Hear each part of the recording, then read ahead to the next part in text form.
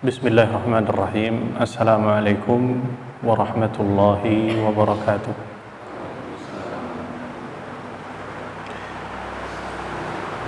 Alhamdulillahi ala ihsanih wa syukru lahu ala taufiqihi wa amtinanih. Wa ashhadu an la ilaha illallah wahdahu la syarika lahu ta'ziman li sya'nih. Wa ashhadu anna Muhammadan abduhu wa rasuluhu ad-da'i ila ridwanih. Allahumma salli wa sallim ala nabiyyina Muhammadin wa ala alihi wa ashabihi wa ikhwanihi. Amma ba'd. Para santri jamaah sekalian yang dimuliakan Allah Subhanahu wa taala, alhamdulillah di kesempatan hari ini, di kesempatan siang hari ini, Allah Subhanahu wa taala senantiasa masih mencurahkan karunia dan kenikmatan kepada kita semua yang begitu besar, begitu banyak yang Allah curahkan kepada kita semua. Maka sudah sepantasnya, sudah selayaknya sebagai seorang muslim untuk senantiasa banyak bersyukur kepada Allah Subhanahu wa taala. Para jamaah sekalian, para santri yang dimuliakan oleh Allah, tidak terasa kita sudah masuk di tahun yang baru. Walaupun secara hitungan Masehi 2023, tidak terasa 2022 atau tahun-tahun yang sebelumnya sudah kita lewati. Mungkin di antara santri tidak terasa, kayaknya baru kemarin masuk ke sini. Kok sudah tahun yang baru lagi? Kayaknya baru kemarin belajar, baru kemarin menghafal, sekarang sudah pergantian tahun. Ini mengisyaratkan bahwa bergulirnya waktu yang begitu cepat, zaman yang berlalu begitu sangat cepat. Ini salah satu mengisyaratkan bahwa yataqarabu as-sa'ah, sudah semakin dekat yang namanya hari kiamat.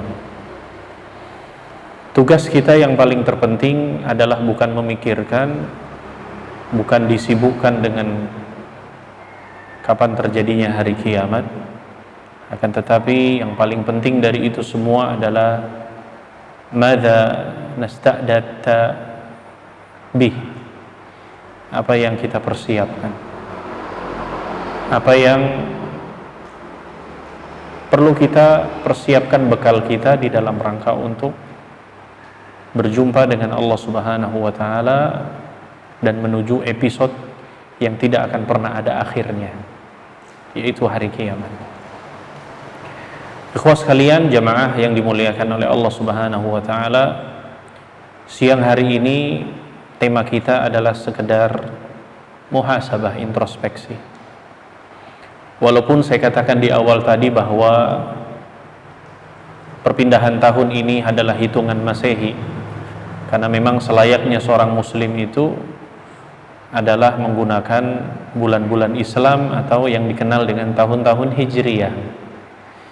Akan tetapi ada hal yang perlu kita petik, ikhwah sekalian, berkaitan tentang keadaan dan posisi kita ini di dunia, posisi kita sebagai seorang hamba Allah Subhanahu wa taala.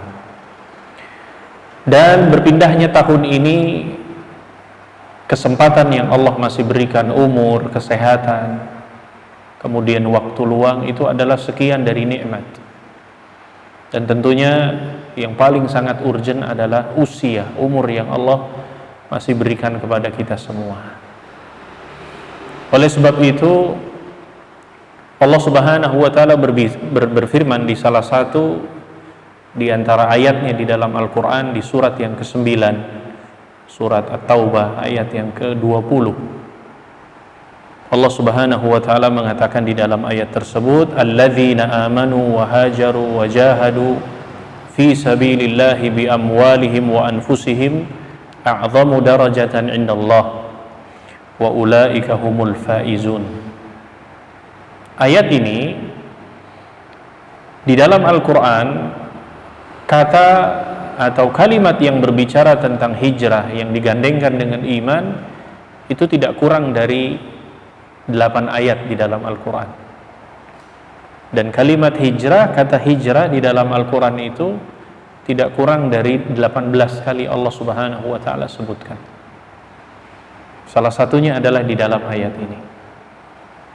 Yang menariknya, bahwa berbicara tentang hijrah, berbicara tentang pindahnya tahun ini adalah tidak sama sebagaimana definisi sebagian orang mengatakan bahwa hijrah itu adalah berpindah tempat saja. Istilahnya namanya migrasi, berpindah dari sebuah tempat ke tempat yang lain. Umumnya banyak yang mendefinisikan demikian. Tetapi ikhwan sekalian, bahwa makna hijrah itu secara terminologi Islam, karena dia adalah salah satu di antara mustalah istilah yang dikenal dalam syariat agama kita, ternyata hijrah secara bahasa itu maknanya adalah at-tarku, meninggalkan. Baik meninggalkan tempat maupun meninggalkan sesuatu. Ini definisi secara umumnya.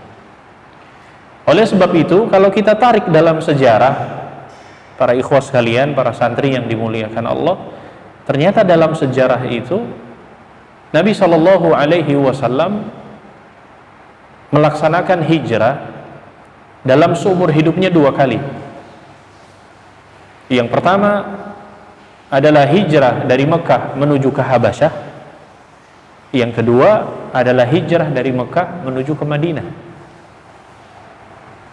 Hijrah yang pertama dan yang kedua ini polanya berbeda, tujuannya berbeda.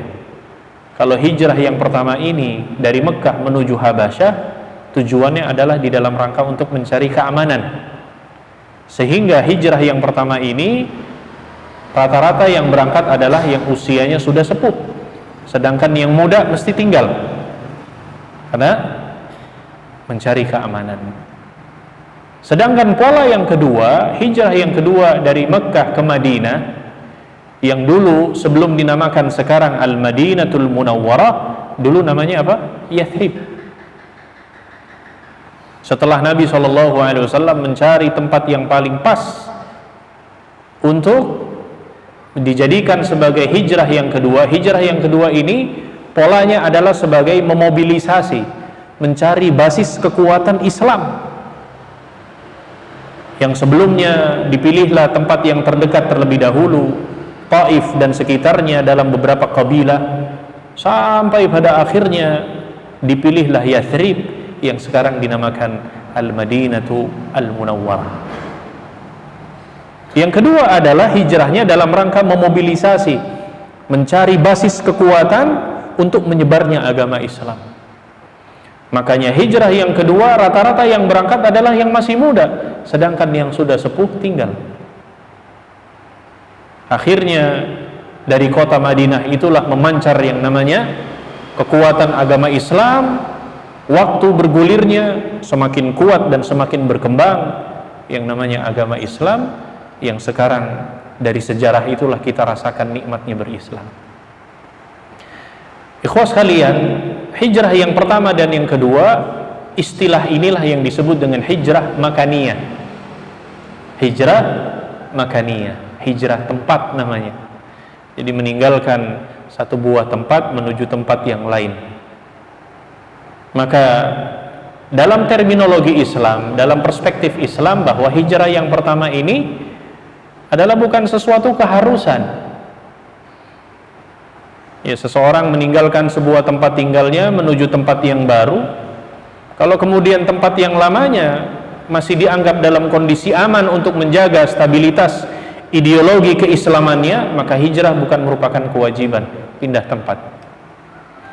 Tetapi kalau kemudian di tempat tersebut mengkhawatirkan terkikis akidah kita, kemudian bergelimpangan kemaksiatan, dikhawatirkan terkontaminasi keimanan kita, atau dengan kata lain terancam, maka berpindah tempat merupakan sesuatu kewajiban. Yang kedua, ikhwan, sekalian yang dimuliakan oleh Allah Subhanahu wa taala. Yang kedua, nah ini paling penting yang kita ambil dari perpindahan tahun ini, yang disebut dengan hijrah ma'nawiyah. Kalau tadi yang pertama hijrah makaniyah, yang kedua hijrah ma'nawiyah, hijrah yang sesungguhnya. Apa itu hijrah yang sesungguhnya? Adalah meninggalkan sesuatu apa-apa yang dilarang oleh Allah Subhanahu wa taala. Makanya ayat yang tadi kami bacakan di awal tadi dalam surat At-Taubah tadi ayat 20, kalimat hijrah secara maknawiyah itu erat digandeng dengan kalimat amanu. Itu menariknya. Alladzina amanu wa hajaru walladzina amanu wa hajaru. Kenapa iman, amanu dengan hijrah ini erat hubungannya? Karena barometer seseorang dikatakan benar-benar dia berhijrah, maka ini hubungannya adalah dengan keimanan.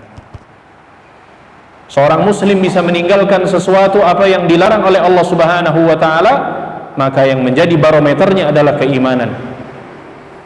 Dia meninggalkan kemaksiatan menuju ketaatan, dia meninggalkan kekufuran menuju keimanan, dia meninggalkan bid'ah menuju sunnah, dia meninggalkan kesyirikan menuju tauhid, maka barometernya adalah keimanan. Belum lagi digandengkan dengan fi sabilillah, di jalan Allah Subhanahu wa taala. Maka ikhwan sekalian yang dimuliakan Allah Subhanahu wa taala, maka perlunya di tahun yang baru ini, sekali lagi walaupun ini adalah bukan tahun milik Islam, akan tetapi yang menjadi sebuah hikmah, pelajaran yang bisa kita ambil adalah bagaimana di wajah yang baru ini, di tahun yang baru ini, kita menjadi muslim yang lebih mapan, menjadi seorang penuntut ilmu yang lebih bersungguh-sungguh, menjadi seorang talibul ilmu yang benar-benar bisa mempertanggungjawabkan ilmunya di hadapan Allah Subhanahu wa taala. Kalau mungkin tahun-tahun yang sebelumnya, santri sekalian, mungkin bermasalah niat kita, mungkin kita menghafal Al-Quran tujuannya adalah untuk supaya ini dan itu, kita menghafal Al-Quran supaya mendapatkan ijazah saja, menghafal Al-Quran supaya kemudian mendapatkan sanjungan dari ini dan itu. Walaupun mungkin perkara yang mungkin boleh saja sebagai sebuah ekspresi, tetapi kalau kemudian sudah mendominasi dari tujuan niat yang awal, ini akan menjadi sebuah masalah. Maka ikhwan sekalian yang dimuliakan Allah, di tahun sekarang perbaiki lagi niat kita, yang mungkin tahun-tahun yang sebelumnya kita sering malas, sekarang harus mulai meninggalkan kemalasan tersebut. Di tahun sebelumnya mungkin tidak bersemangat, di tahun sekarang harus lebih semangat. Di tahun yang lalu mungkin belum mencapai target, di tahun sekarang harus bisa mencapai target. Begitu orang yang berani hijrah.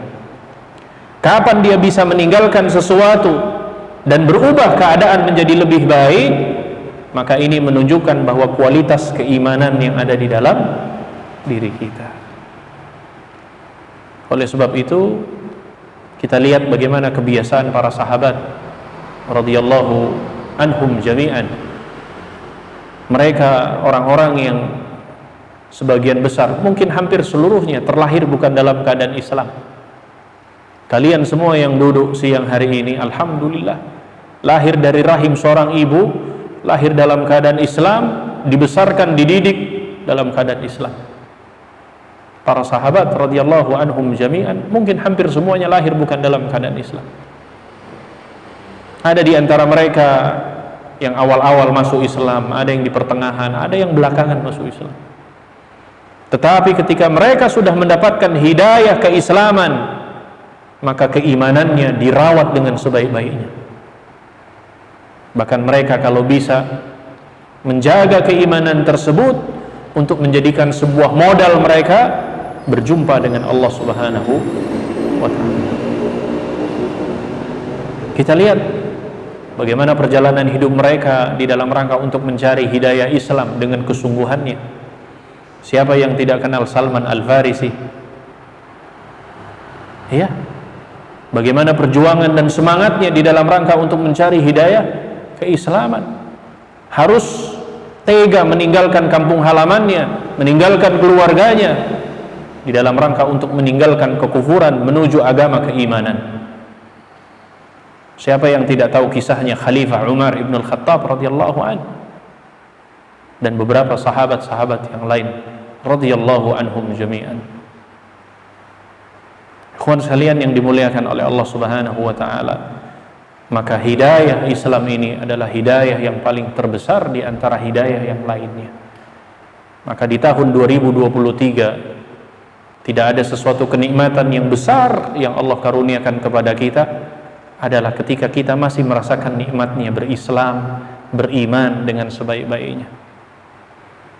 Antum tahu Nabi Ibrahim alaihi salatu wassalam, Nabi Ibrahim itu berharap agar sang bapa itu beriman kepada Allah Subhanahu wa taala. Iya kan? Iya. Nabi Ibrahim itu sampai mengkritisi sang bapaknya. Akan tetapi Allah Subhanahu wa taala enggan memberikan hidayah kepada sang bapaknya. Siapa yang tidak kenal kisahnya Nabi Nuh alaihi salatu wassalam? Nabi Nuh itu sangat berharap agar sang anak mendapatkan hidayah sebagaimana yang Allah berikan hidayah kepadanya. Sampai-sampai Nabi Nuh itu berdakwah tidak pernah berhenti. Inni da'autu lailan wa nahara, kan gitu. Falam yajidhum du'ai illa firara. Allah enggan memberikan hidayah kepada putranya. Siapa yang tidak kenal kisahnya Nabi SAW dengan sang paman yang dicintainya, Abu Talib? Berharap Nabi SAW agar pamannya mendapatkan hidayah, tapi Allah enggan memberikan hidayah kepada sang pamannya. Allah Subhanahu wa taala berikan kita hidayah, ikhwan sekalian, tanpa harus meminta kepada Allah Subhanahu wa taala. Allah berikan cuma-cuma. Dzalika fadlullahi yu'tihi may yasha. Yang demikian adalah karunia yang Allah Subhanahu wa taala berikan kepada siapa yang dikehendakinya. Maka mari ikhwan yang dimuliakan Allah Subhanahu wa taala, para santri di tahun yang baru, di wajah yang baru ini, maka lebih bersemangat lagi kita di dalam rangka menuntut ilmu, lebih bersemangat lagi di dalam rangka belajar, bersemangat lagi di dalam rangka menghafal ayat-ayat Allah Subhanahu wa taala, dan bersemangat lagi di dalam rangka meningkatkan aktivitas ibadah kita kepada Allah. Ingat pesan Allah, wa'bud rabbaka hatta ya'tiyakal yaqin. Sembahlah Allah sampai datang kematian kepada kita semua. Semua kelak kita akan berjumpa dengan Allah, kita akan berhadapan dengan Allah, kita akan berada di mahkamah pengadilan Allah Subhanahu wa taala. Kalau kita sering dengar bahwa kelak akan ada sekian pertanyaan yang Allah akan bertanya kepada diri kita, maka tentunya orang yang cerdas mulai dari sekarang kita harus mulai mencari jawaban-jawaban tersebut yang akan bisa kita jawab di hadapan pertanyaan Allah Subhanahu wa ta'ala. Mudah-mudahan Allah Subhanahu wa ta'ala senantiasa memberikan keistiqomahan kepada kita semua, memberikan pertolongan, memberikan hidayahnya, membimbing kita semua sampai pada akhirnya kita dikumpulkan lagi di dalam tempat yang paling mulia, yang penuh dengan kenikmatan, surganya Allah Subhanahu wa ta'ala. Demikian sekian, mudah-mudahan ada manfaatnya. Wassallallahu ala nabiyina Muhammad wa ala alihi wa sahbihi ajma'in. Wa akhiru da'wana alhamdulillahi rabbil alamin. Assalamualaikum warahmatullahi wabarakatuh.